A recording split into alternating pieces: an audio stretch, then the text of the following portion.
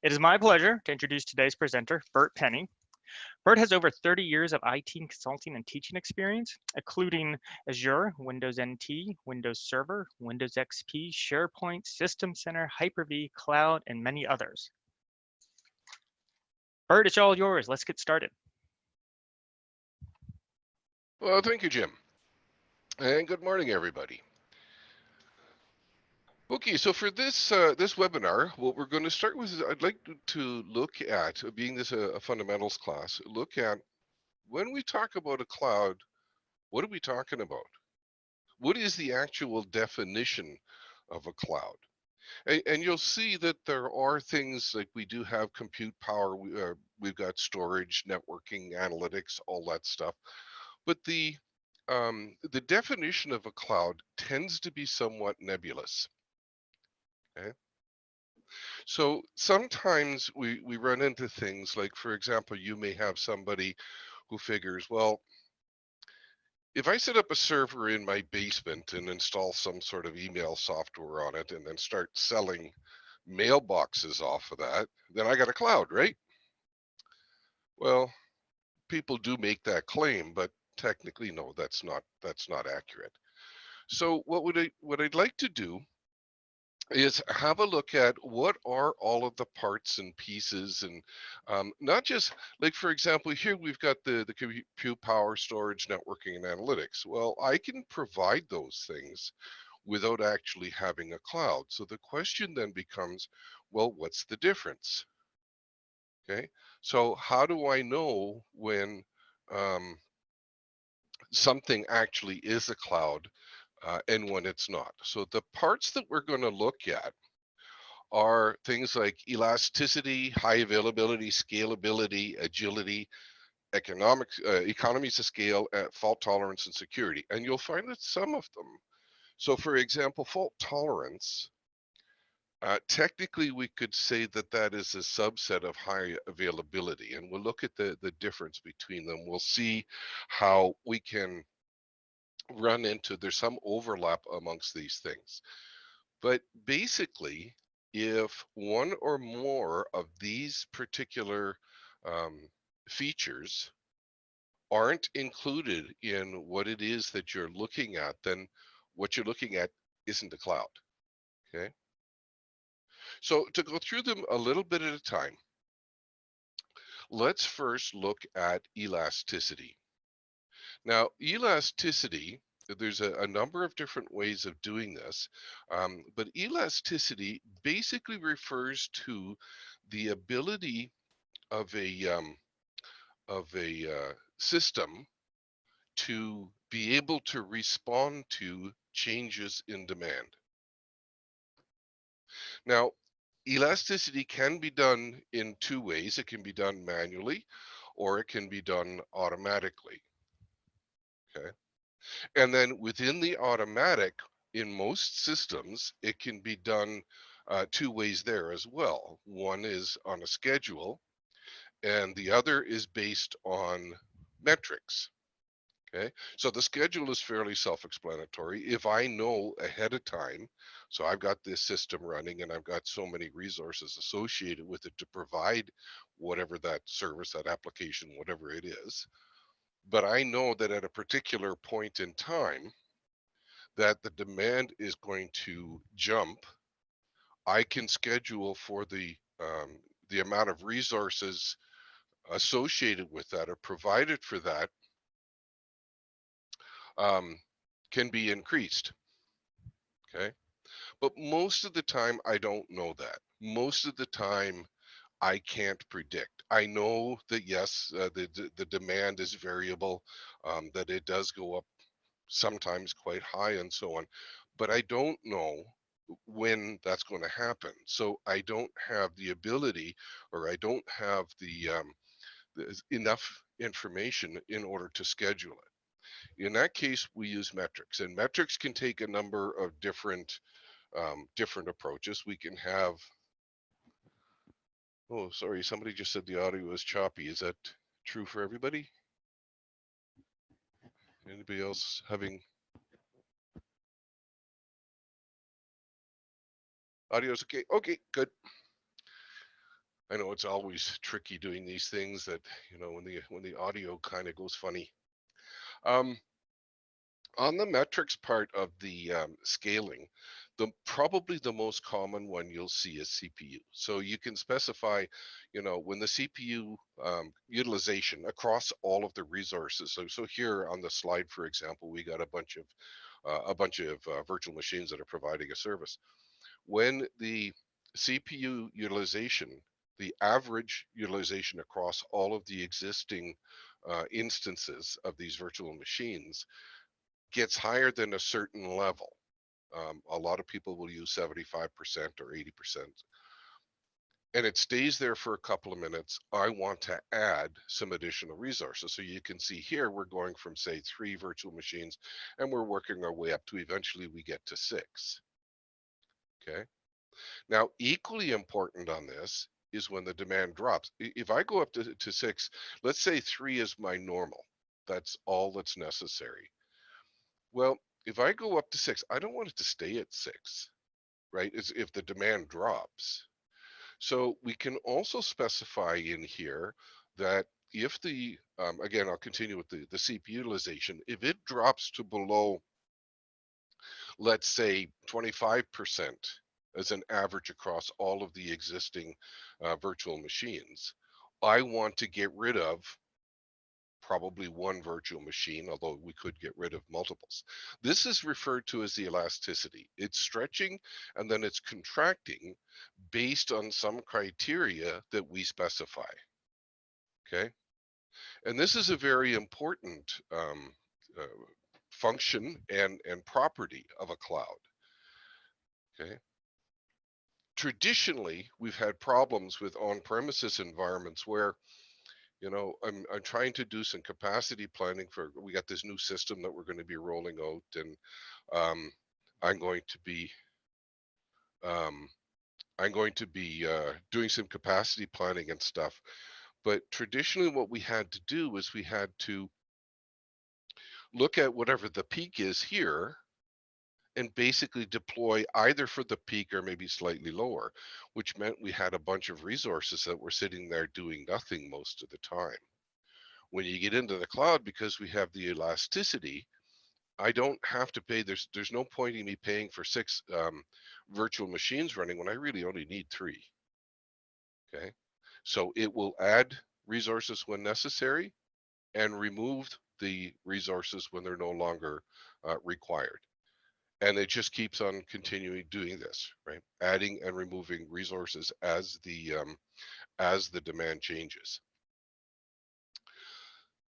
The next feature we look at is high availability. Now, first of all, I wanted to make sure we differentiate. Sometimes people have the mistaken idea that high availability and disaster recovery are the same thing. And that's not true. High availability, the simplest way of looking at high availability is like that second bullet point. When a user attempts to access a service, it responds. So when I reach out, I need to use whatever the service is, it's there. Okay, that's high availability. Now, in a cloud environment, there's a lot of stuff that happens in the background because we have, let's say I've got 2 machines that are providing a particular service. Well, there's always the possibility that I may lose one. The question is, what happens then? Well, I still have one that's providing the service. So we can't say that we've lost the service. Okay. But what's more important is what's going on in the background. Does the system itself, the underlying infrastructure, does it recognize that we have in fact lost one of the, let's say it's a virtual machine. I've lost a virtual machine that's providing the service. And can it respond to that loss? Okay. Now, in Azure, for example, the underlying hypervisor is Hyper-V. It's basically what you have in Windows. It's a modified version of that, but basically it's what you have in Windows. And it has built into it the ability to do replication, live migrations. So what happens is if it recognizes that, maybe something happened on a particular host, that would cause the loss of a particular virtual machine, it would cause a migration of that virtual machine to another host and then bring it back online. So as the administrator, I don't have to do anything to look after that. The high availability is provided by the underlying system as well. Okay. Now, this does cover all aspects, and we'll look at the hardware stuff a little bit later because that's where we're getting into some of the fault tolerance stuff and that kind of thing. But there's also, software, there's telecommunications we have to be worried about, and there's various ways of dealing with this. We'll see as we look a little bit later, some of the stuff that you can get into. So for example, in high availability, for a long time, basically this looked at it from the perspective of a single data center. Okay. So as long as whatever the problem is that you experienced was something that could be rectified within the data center, not a problem. You had high availability. But if the problem that was being faced involved the loss, either the loss of the data center itself, or in the case of telecommunications, the inability to reach the data center, well, you lost your high availability. But we'll see, like in Azure, for example, what it supports is something called zonal availability, which means that we can take everything that we just looked at as far as inside a data center is concerned and include that to cross the data center boundaries. So the high availability can contain components from multiple data centers. So that takes care of if I lose access to a particular data center that contains resources that I've got running supporting my business, and I'm using zonal high availability, well, it will fail over to a different data center. Okay. But it's all replication is happening all the time. So it's all looked after. Okay. So that's with the high availability. Now, the fact that disaster recovery is different, high availability is one of the properties of a cloud. Disaster recovery really isn't. It is a service that's offered, but there is disaster recovery facilities built into Azure as well. And you can do things like, let's say you've got things running on premises. So you've got some virtual machines that are running on premises doing whatever it is they need to do. We can set up the site recovery services within Azure to make copies of those virtual machines and keep them up to date so that should an on-premises disaster occur, you can spin up the same virtual machines in Azure and continue. Okay, so we have both of those as well. The next is scalability. And scalability, in many ways, it appears to be the same thing as elasticity, because elasticity does involve a degree of scalability, but they are different. Scalability, you'll sometimes come across the term scaling up and scaling out. Scalability involves scaling up. And what scaling up means is that I'm adding resources to a particular instance that's providing a service. So let's say I'm talking about, I've got a particular machine that's, I don't know, running a web app or something along those lines. And I find that we're starting to hit our head on some resource capacity limits, say CPU limits. Well, if I'm scaling up, what I would do is on that particular instance, I would add additional CPUs. Okay, I'm not adding additional virtual machines. I still only have one, but I'm increasing the resources that are available. Whatever the resource I'm starting to run out of, I increase that resource on that specific virtual machine. Elasticity, on the other hand, it involves scaling out. So if I have a single virtual machine that's providing a service and it starts running out of resources, I add an additional virtual machine. It's an identical virtual machine. So we're adding additional instances of them. When you look at something like Azure, it supports both. You have the elasticity with all of the, automatic scaling and that kind of stuff, but you also have the scalability where there's a significant number of different levels of resources available to different virtual machines. And if you find that, you've got a particular virtual machine running that is starting to run out of resources, you can change the resources that are available to it. Okay. We also have agility. Agility, most often you'll see agility referred to in software environments, and it refers to the ability to rapidly develop, test, and deploy your software, right? Do we have the mechanisms, the facilities to be able to very quickly identify the business problem that needs a solution, develop the solution for it, deploy the solution, and maintain the solution as well, right? There's going to be upgrades and updates and that kind of stuff that are going to be applied to the solution. All of that's available. So for example, Azure uses something called, if you're familiar with them, JSON files. The idea behind a JSON file is that it can provide a description to Azure as to what you need to deploy an application, for example. And then it takes that and deploys the application. Okay. It can also, like most of the time we're talking about software here, but depending on what the software is, like in a lot of cases in a cloud environment, like in Azure, you can set up an application service, for example. In that case, I don't need an underlying virtual machine to support it because and we'll look at the different types of services as well in a few minutes, but I don't need an underlying virtual machine to deploy. Other times I do.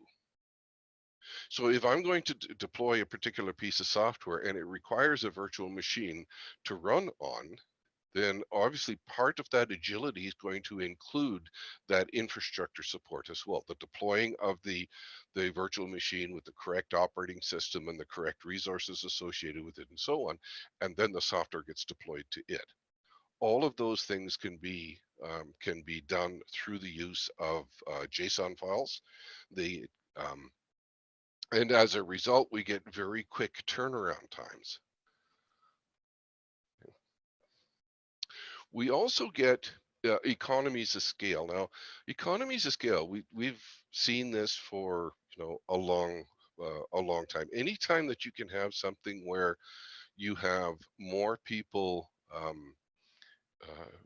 or accessing a particular resource and paying for the particular resource, etc., the less expensive it becomes on a per customer basis.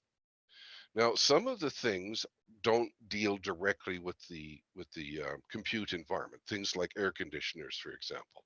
If you're going to have a data center, you have to have an air conditioner, right? Well, if the data center belongs to one company, then that company is directly responsible for all of the costs associated with the data center, including things like air conditioners. But like anything else, as you scale up an air conditioner, get larger and larger air conditioners, the cost per BTU decreases. So if you have a very large data center that contains resources that are being used by a large number of companies, then the cost per company for the air conditioning tends to drop, right? It's the same thing for all of the individual servers and all of the hardware, et cetera, that's deployed within the data center or even the building itself. It tends to drop. There's another area that I find with the economies of scale that sometimes people don't think about, and one of them is if you look, this is especially true for smaller companies.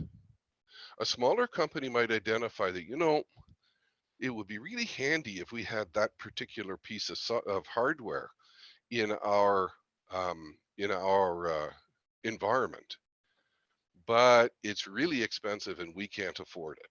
So we're going to forego that particular piece of hardware, because generally, if you buy the piece of hardware, you can't simply return it.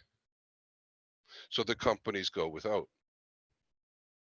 Whereas when you get into something like Azure, all of the hardware is there, and you don't have to buy the individual piece of hardware. You can just lease a little part of it. Okay, so it gives you two advantages. One is you don't have to pay up front for the whole, whatever this piece of hardware is you're talking about. It's already there. You just leverage that little piece of it that you need. The other thing is, if you're doing either a test deployment, or maybe it's a system that's being sunset or something, if you get to a point where, okay, I've been using this piece of hardware, but I don't need it anymore. Traditionally, well, eBay, right? Because you got to sell it. But when you're in something like a cloud, like in Azure, I can set up that I'll use this particular resource, and so on. But if I get to a point where I don't need it anymore, well, I just get rid of it, right? I just delete my reference to it from my own um, environment, because I don't need it anymore and it's gone. So that tends to decrease both provisioning and deprovisioning time and cost. It's already there. I don't have to go out and find the piece of hardware, um, and get a copy of it, and so on and so forth. It's already there. And then, as I mentioned earlier, fault tolerance is it's actually part of the high availability. Because when you're looking at fault tolerance, and fault tolerance, we tend to be looking primarily at hardware.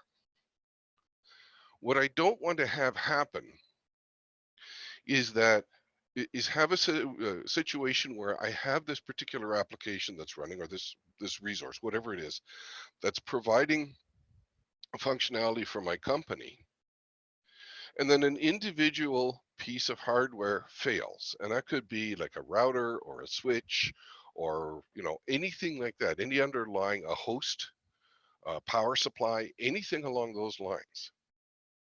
And that failure causes me to lose access to my line of business application. Okay, so there's a number of ways of doing this. So for example, we talked at the beginning, there was things like storage. When you create in Azure has a bunch of different types, but the base type of storage, it refers to it as the locally redundant storage. So if you save a file in the Azure storage, there's going to be 3 copies of it. All 3 copies will be within a single data center if you're using the locally redundant storage, but they're all isolated from one another, so that there is no one piece of hardware that, should that hardware fail, you will lose access to that file. At most, you will lose access to 1 copy of that file. But since from the end user's perspective, there is only 1 copy of the file, from an operational perspective, nothing happens. You're protected. Okay. So we do have that level of fault tolerance, that you don't have to, we don't run into situations where, something relatively simple fails, and we lose access to a bunch of our resources. Now, of course, security is an extremely important part of the whole thing. If we're going to be putting this stuff up into a cloud, and I don't, because this is a cloud, because this is a public cloud, I don't own this stuff. I don't control this. And I need to access it from an external point. Then there has to be some mechanism whereby this can be protected, so that I can control who has access to this and make sure that people who are not supposed to have access to it don't, right? So that's where all of the security stuff comes in. And when you get into a system like Azure, there is all kinds of um, facilities in place to control who has what level of access. Now, some of this is done by the cloud provider. So the individual Azure data centers, those are owned by Microsoft. They're in Microsoft buildings. So Microsoft takes responsibility for securing the individual buildings. So who has physical access to the buildings, etc. That extends also to all of the individual parts and pieces, the individual racks that are in there and the servers and so on. It also includes the firewall protection. So who is actually getting access to the data center? They will do the intrusion detection facilities, etc. They also have to look at things like what kind of security features are available to their customers, to you and I. One of the more important ones, I mean, multi-factor authentication has been around, oh God, for many, many years, but it's becoming more and more important over the last few years because of all of the nonsense that's going on the internet with things like, ransomware attacks and so on. There was a study done, I guess it's about a year ago now, that I think it was 2 years ago, based on all of the data they had, something almost 85% of all ransomware attacks that took place started as simple phishing attacks. Well, how do we stop phishing attacks? Because with a phishing attack, all they're looking for is your credentials, username and password. That's it. Well, if that's the only thing that you're using to protect your resources, once a would-be hacker has those pieces of information, that's it. They're in. Okay. So multi-factor authentication has traditionally, or maybe I shouldn't say traditionally, but for the longest time has been viewed as something that would be required for organizations that have particular security requirements, governments, police organizations, military, um, those kinds of organizations that tend to be extremely security conscious. They would use the multi-factor authentication, and the rest of us wouldn't. We didn't need it. But that simply isn't true anymore. So, the provisioning of this service. So Azure, for example, has the multi-factor authentication. It is optional, but it's strongly recommended that you implement it for your users. Now, having said that, there's all that stuff is at the cloud provider side of things, but there's also security responsibility on the customer shoulders. Because when you deploy some sort of an asset, let's say it's I don't know, some sort of an application. Well, if it's your application, you're the one who controls who has access to it. And if you open it up to the anonymous, for example, we're not sure what's going to happen. There's going to be all kinds of people who are going to be accessing it. So you control who has access to the application, who has access to um, the various the security facilities within Azure, for example, right? Who gets to control that? That's all on the customer shoulders. So it's a shared responsibility between the two. Now, exactly where the cutoff between the two happens depends on the type of installation. Now, you've probably all seen this, the IAAS-PAAS and SAAS part. And this sort of feeds into the security aspect of it, because we can deploy things depending on what the application is. We can deploy them in a number of different ways. IaaS is infrastructure as a service. So this is your complete. This is like virtual machines. Basically, this would be the same as deploying something on premises. Okay. Like if I'm sitting in my office and I need, I don't know, some sort of a new application running or something. Well, what I would do is I would deploy a new virtual machine and then install the application on that virtual machine. And then it becomes available to the rest of my network. Well, I can do exactly the same thing in Azure. I can go into Azure, I can deploy a new virtual machine.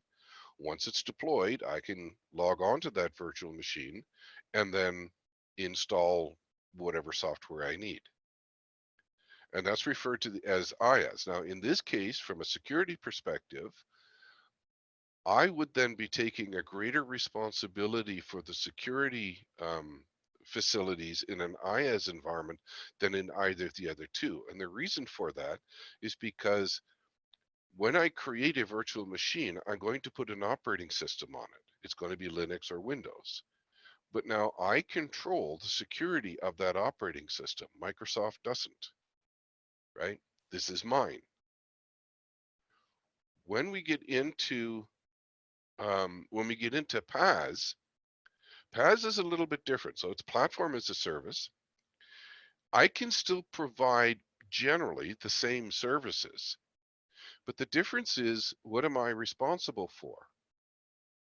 In the IaaS environment, I have to deploy a virtual machine before I can deploy the software. In the PaaS environment, the software is provided. So take something like Azure SQL. I can deploy an Azure SQL database without deploying a virtual machine. I don't need one. Okay. I still have to provide the coding to get this to work, but that's as far as it goes. I'm no longer responsible for the underlying operating system. That's a Microsoft responsibility. SaaS takes it even one step further. I don't even provide coding. If you take something like, I suspect most of you are probably running Office 365 and you might be running, say, Exchange Online. Well, if you're running Exchange Online, that's an example of a SaaS package, because it is basically just the software. You don't have to worry about configuring anything. The only thing that you have to do is, when a user is added to your tenant, you grant that user a license for Exchange, and then tell Exchange that you want this user to have a mailbox. Everything surrounding Exchange, the provisioning of the mailbox, looking after the individual database files and where they exist and all of that stuff, I don't have access to that. That's all looked after by Microsoft, right? Now, a lot of times you'll find this to be a little bit nebulous, and you'll find that, there are some um, disagreements as to whether a particular package is IaaS or PaaS, or PaaS and SaaS and so on. So it does tend to be a little bit nebulous, but in general, if you have to provide code for it to work, then it's going to be PaaS, right? If you don't provide the operating system, if you provide a virtual machine, it's IaaS. If all you do is provide, tell it, who has access to it and stuff, then it's going to be SaaS.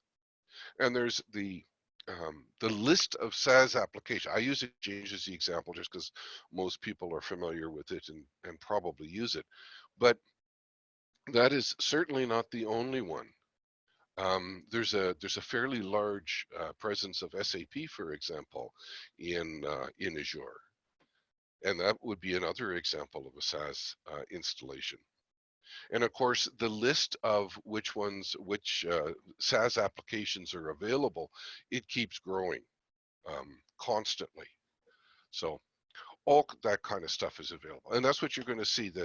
When you're talking about cloud, you'll see these three things being referred to. Now, there's different types of clouds that we can have as well. The public, private, and the hybrid. Now, the public cloud is like, third-party providers. Microsoft with their Azure, you got Amazon with AWS, and then you have the Google Cloud, and there's a number of other smaller players as well. But the important aspect of this, as far as the being classified as a public cloud, I don't own it, right? When I use Azure, for example, I'm accessing resources that belong to somebody else. In case of Azure, they belong to Microsoft. I could set up a private cloud here in my own office, and it would still have to meet all of those criteria that we've referred to earlier, but this would be mine. It's sitting on my hardware. It's in my data center. I control it. Okay. And then the third one is the hybrid. And sometimes the hybrid clouds are temporary. So for example, you take a company that has most of their stuff on-prem and they're in the process of migrating into a cloud. And the idea is that they will be 100% cloud-based when they're finished. But between the time that they start their migration and the time that they finish the migration, they're going to have some stuff on-prem and some stuff in the cloud. Okay, so that would be referred to as a hybrid, and some hybrids are permanent. Some people, they need for whatever, maybe there's regulations or just corporate requirements that say that they have to keep certain resources on premises in their own data centers that they have direct control over. But they got a whole bunch of other stuff that it would be better if they could put in the cloud. So they do exactly that, keep some stuff on premises, put some stuff in the cloud. And when you do that, again, you've got a hybrid, okay? Both private and public clouds. I should also throw out that there's another type of cloud. Some of you may come across it. Governments, like the government of the United States, for example, if you're looking at Azure, there is a set of regions that are specific to and available to the government of the United States only. So in some ways, that's a public cloud in that it doesn't belong to the government of the United States. It belongs to Microsoft. But it's not really a public cloud because somebody like me, for example, I don't work for the government of the United States. I'm not working on contract for them. So I don't get access to those individual regions.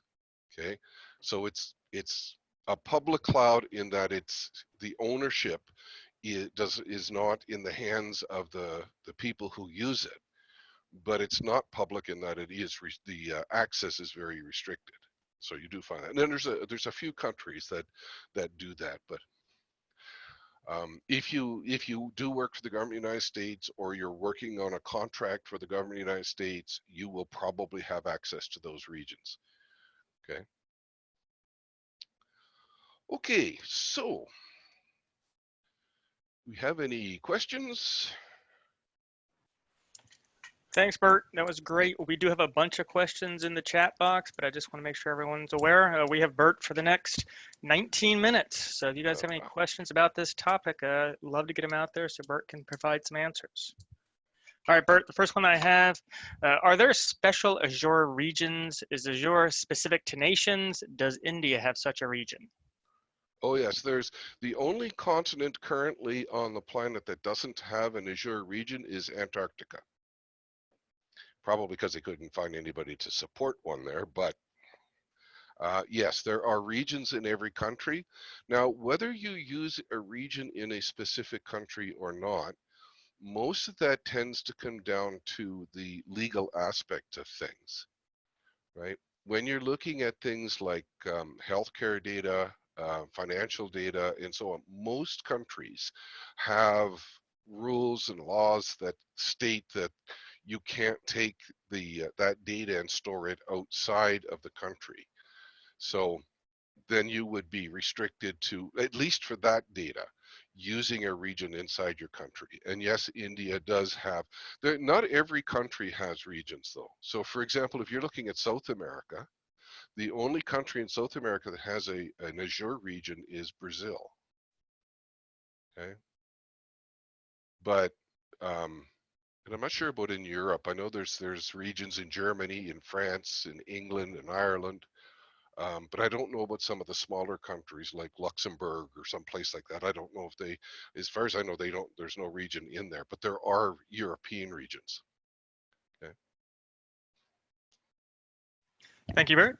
All right, Okay. next question. How does Azure differ from Amazon Cloud Services? Well, they're spelt completely different. There's many of the things are very much the same. They use different terminology, but that's kind of like Oracle versus SQL Server. Different terminology, but the same thing. One of the problems that I have in doing such a comparison is because the cloud itself changes so rapidly, it's really difficult to maintain a list of things that that Azure has that AWS doesn't, or that AWS has and Azure doesn't. Microsoft does have some documentation to help you recognize and understand the different terminology. But the last time, and I'm not an AWS expert, I spend my time in Azure. The last time that I checked the difference between the two, they were very, very similar. They do have some, like, a region, both of them have regions, but in AWS, a region consists of a minimum of 2 data centers. It can have more than that, but at least 2 data centers. Whereas in Azure, you can have regions that only have a single data center. So for example, anybody who happens to be from Canada, there are 2 regions in Canada, the Canada Central, Canada East, both of which only have a single region. Okay, you don't find that in the AWS environment. Great, thank you, Bert. Okay. Let's see, next question. Can you provide a brief description of the high-level components Azure uses for its platforms? High-level components as in what? I'm not sure I follow the question. Yeah, I read it mainly word for word. This is from anonymous attendee. If you want to provide a follow-up to give us a little bit more details, we can clarify. And Yeah. I'll wait for that, Bert, and we can see if we can Okay. jump on that. Let's see, we have a security question. Let's see, even though cloud security is provided at 2 levels, cloud security is still a concern. You mentioned phishing attacks. What steps need to be taken to ensure the security of the core? What is the role of government?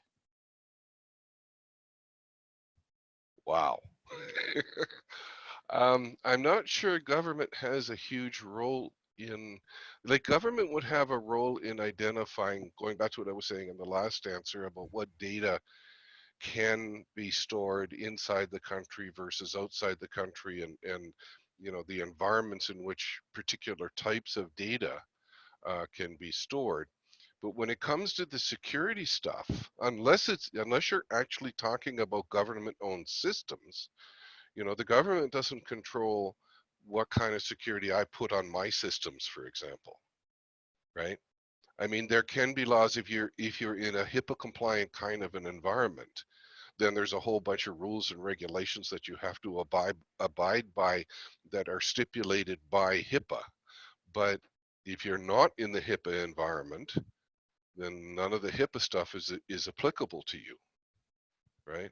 And there's those kinds of things in, like, financial environments and those kinds of things as well. I'm not sure. Does that answer your question? I think that definitely covers the government part of it. Let's move on to the next question. Is there a process or procedure to manage the costs of cloud services? I can see Yes. how there may be a surprise in the monthly billing if not managed properly. Yes, it's very well. And again, I'm not an AWS expert, so I can only answer this from, excuse me, from the Azure perspective. But yes, there's all kinds of facilities that you can employ. There can be billing alerts, for example. So if you know that your monthly bill is normally at whatever. As you approach that, you can have Azure send, usually it'd be an email to whoever's responsible for that subscription, that you're reaching that level. You can also put hard caps. Now, not many people put hard caps on individual subscriptions, but you can put them on that say you get to this level of expenditure, stop. And it will actually deallocate resources so that it does not exceed that. Generally, we only see that in, say, development kind of environments or test environments or something like that, not so much in production environments. There's also budgeting facilities built in. There's also cost calculators. I know cost calculators don't help you with uh, the actual real-time monthly expenditure, but it can help you in predicting what the monthly expenditure is going to be. Great, thank you. Let's Okay. see, next question. What is fog computing? Can it be connected to cloud computing? What are the future directions in cloud research? Fog computing? Yes, fog computing, yep. Well, we have, again,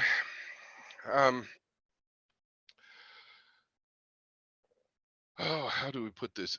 There's a huge amount of things, a number of things that can be done. Okay, maybe I should back up a little bit. One of the things, and probably one of the simplest and probably most direct definitions I've ever heard of a cloud, is it's kind of like the power that you get in your home. If you have a computer and you need to turn it on, you plug it into the wall. Now, where that power comes from, we don't know, right? You could spend some time and do some research, and you could probably identify the company that generates the power, possibly even the actual generating station that's providing the power. But in general, we don't. I don't care. When I plug my computer or whatever it is, my saw or whatever it is I happen to be using, I plug it into the wall. I expect there to be certain power there, and it doesn't make any difference to me where it comes from. And that's what the cloud does. When you get into the fog computing, to me, I don't know. In some ways, I find the fog computing is kind of a subset of the cloud computing. Uh, Generally, what they're looking at is something that is specific to, big data. Big data is a huge area now. But within the cloud, like within Azure, for example, we have services and facilities that will allow you to deal with big data. You've got data lake capabilities, so you can be pulling data in from all kinds of different sources, dump it into the data lake, and then the data lake, there's data factories, and there's so on and so forth, and all of that facility is in there. So to specify that, there's here's the difference between fog computing and cloud computing, I don't know.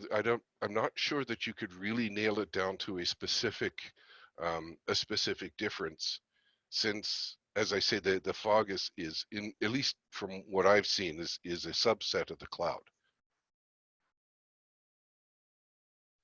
Thank you, Bert. Okay. Let's see. What would be a good starting resource certification for an IT professional starting with cloud services solutions, specifically Microsoft Azure Cloud? A good starting point. Yes. In a couple of minutes, we're going to be looking at different courses that are available. They can certainly help you. Within now, I gotta put a bit of a caveat on this. There is, within Azure, there is a student subscription that you can get. So if you're looking, you're not sure what this Azure stuff is, and you'd like to get your hands dirty and without spending a whole pile of money, they do have the student subscription. There's also a free subscription that will give you, I believe it's $100 or maybe $200, I think, worth of expenditure within Azure, and then 12 months of access to it, and so on. The caveat that I put on it at this point is, well, you're probably all familiar with this COVID-19 thing that's going around. Because of what's happening in the world right now with all this virus, and I mean the virus that's hitting human beings, all that stuff, the demand on the various cloud providers has changed dramatically very short term. So sometimes you may find that if you get one of the free subscriptions, you may find that they don't work very well just yet. And if that happens to you, just give it a little bit, let this whole COVID-19 thing blow over. Everybody will get back to the normal level of consumption, and it will work again for you. Okay, next question. Let's see. With private clouds, when everything is on company premises, are we still using any features of cloud services to replicate files, or is it all done by a company? Depends on how you have it set up. There are facilities built into Azure, for example, where you can do a replication. Like for example, when I referred to earlier with the site recovery services, that's all based on the concept of replication. So I could be running stuff here in my office on my network and replicating those resources into Azure as a disaster recovery kind of scenario. I can also do that at individual file levels. For example, smaller companies quite frequently, they may have, a couple of folders of data, usually like accounting data and billing data and that kind of stuff that they can't afford to lose. So what they would do is they would set up file replication. And all that happens is you identify on the local network what is the folder or folders, depending on how many you have, that you want replicated, and it looks after copying that data into the cloud. So again, it's more of a disaster recovery kind of facility, right? So that if something does happen to the on-premises copy of the data, we still have it sitting in Azure, so it's not lost. Okay. Let's see. How is an Azure developer different from a developer?